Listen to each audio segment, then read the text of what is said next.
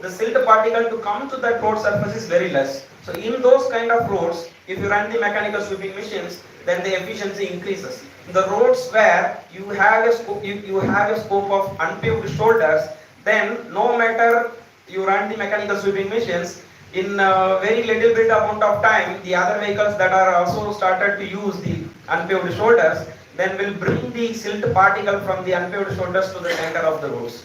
So the efficiency, mechanical sweeping machine is same, but the type of the roads are different from one place to the other place. So it is coming up with the more efficiency in one particular type of the road, and it is having moderate efficiency in other type of the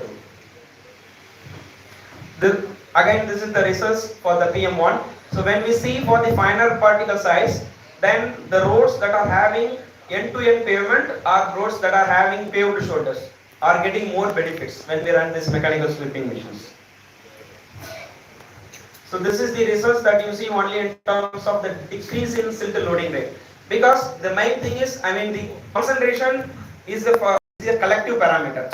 So what is the actual parameter that is correlated to the run of this mechanical sweeping is the silt loading rate, the difference in silt loading rate before and after running of this mechanical sweeping machine. So the concentration can come from anywhere because air has got no boundary, right? So even that mechanical sweeping machine itself running on diesel, and it is also emitting pollutant from its tailpipe.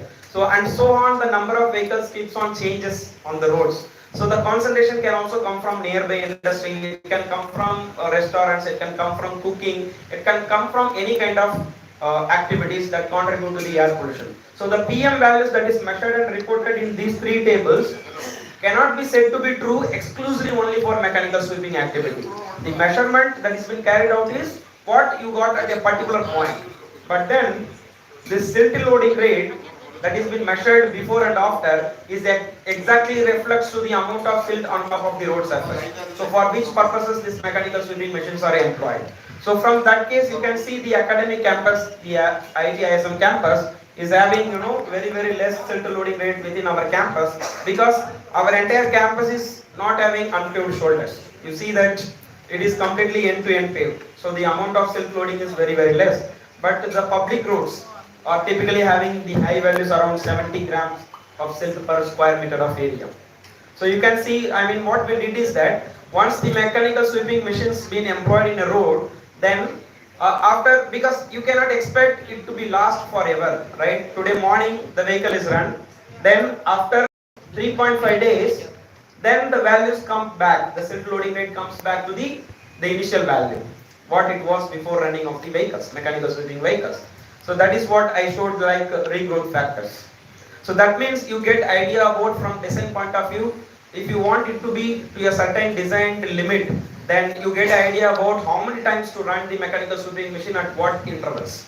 So instead of just running it once a day or once in a 2 day, then you get to do it according to the amount of silt on the particular road type. So you can choose a different frequency of interval according to the amount of silt load on a different types of road.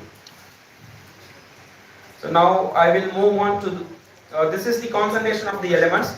So we have divided the results according to the types of road. So we have grouped the results in the heavily trafficked and paved and unpaved roads. Then the second one is the academic campus, IIT campus roads. The last one is the background soil which is not influenced by the traffic emissions. So the zinc, barium, chromium, lead, copper, these are all the top 5 most elements that are, you can see clearly the background soil had lowest amounts, and academic campus had a higher amount but not like the common public roads, heavily trafficked roads.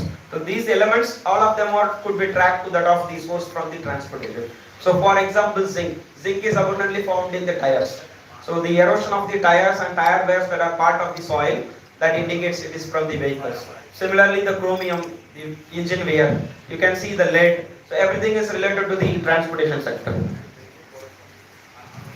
So through the studies we are able to make a conclusion that only a part of the road is being swept by the mechanical machines. So you'll have to cover the entire width of the road, or